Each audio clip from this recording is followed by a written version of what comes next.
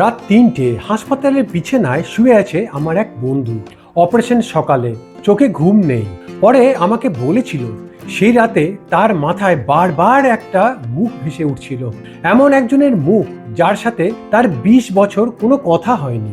আর সেই মুহূর্তে সে বুঝেছিল এত বছর ধরে সে একটা বড় ভুল বয়ে বেড়াচ্ছে। আজ আমি আমার সেই বন্ধুর গল্প বলবো।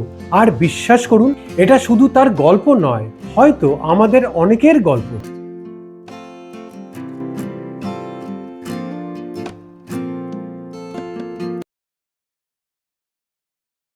আমার বন্ধু একজন খুব ঘনিষ্ঠ বন্ধু ছিল। ধরুন তার নাম রাহুল। ছোটবেলা থেকে তারা একসাথে বড় হয়েছে, একই মাঠে খেলেছে, একই স্কুলে পড়েছে, একে অপরের বাড়িতে যাতায়াত ছিল পরিবারের সদস্যদের মতো। কিন্তু জীবনের এক পর্যায়ে তাদের পথ আলাদা হয়ে যায়। আমার বন্ধু চাকরির জন্য শহরে চলে যায়, রাহুল থেকে যায় নিজের জায়গায়। তারপর একটা ভুল বুঝাবুঝি হয়, কিছু টাকার ব্যাপারে, কিছু ভুল তথ্য, কিছু না বলা কথা। আমার বন্ধু মনে করেছিল রাহুল তার বিশ্বাস ভেঙেছে, আর রাহুল মনে করেছিল তাকে অপমান করা হয়েছে। সেদিন রাগের মাথায় দুজনেই এমন কিছু কথা বলেছিল যা কখনো বলা উচিত ছিল না। এরপর শুরু হয় দীর্ঘ নীরবতা। বছরের পর বছর কেটে যায়, কেউ কারো সাথে যোগাযোগ করে না। মাঝে মাঝে কেউ এসে আমার বন্ধুকে বলতো, রাহুল তোমার খবর নিয়েছিল। সে উত্তর দিত, ওর সাথে আমার কোনো সম্পর্ক নেই। কিন্তু ভেতরে ভেতরে সে জানতো কথাটা সত্যি নয়।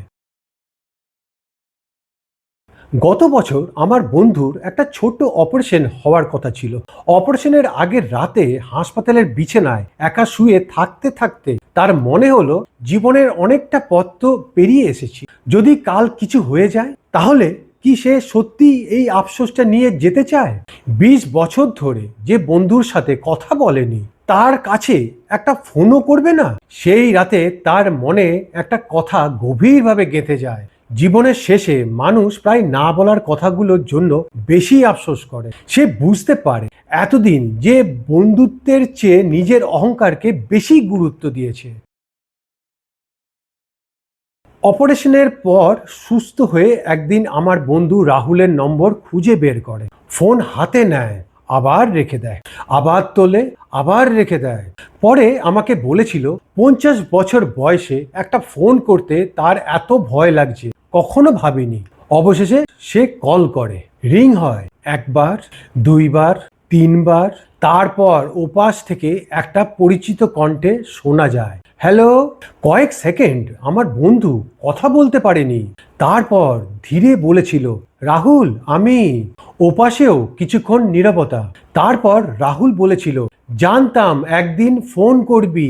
আমার বন্ধু বলেছিল, সেদিন আমি তোকে ঠিকমতো শুনিনি, রাগের মাথায় সিদ্ধান্ত নিয়েছিলাম, আমি দুঃখিত। কিছুক্ষণ চুপ থেকে রাহুল উত্তর দিয়েছিল, আমিও ভুল করেছিলাম, আমিও দুঃখিত। তারপর তারা অনেকক্ষণ কথা বলেছিল।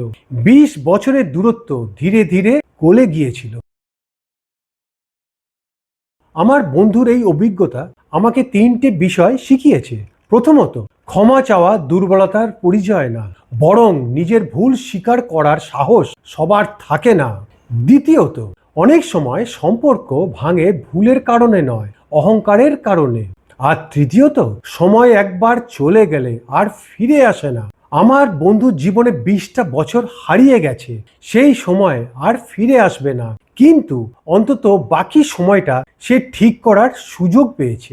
হয়তো আপনার জীবনেও এমন কেউ আছেন, কোনো বন্ধু, ভাই বোন, আত্মীয় বা পরিচিত মানুষ যার সাথে একটা কথা বলা এখনো বাকি আছে। হয়তো একটা ফোন, একটা মেসেজ অথবা একটা সরি অনেক কিছু বদলে দিতে পারে।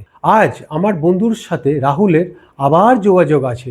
মাঝে মাঝে তারা কথা বলে, হাসে, পুরনো স্মৃতি নিয়ে আলোচনা করে। হারানো সময় আর ফিরে আসবে না, কিন্তু বাকি সময়টুকু তারা আর নষ্ট করতে চায় না।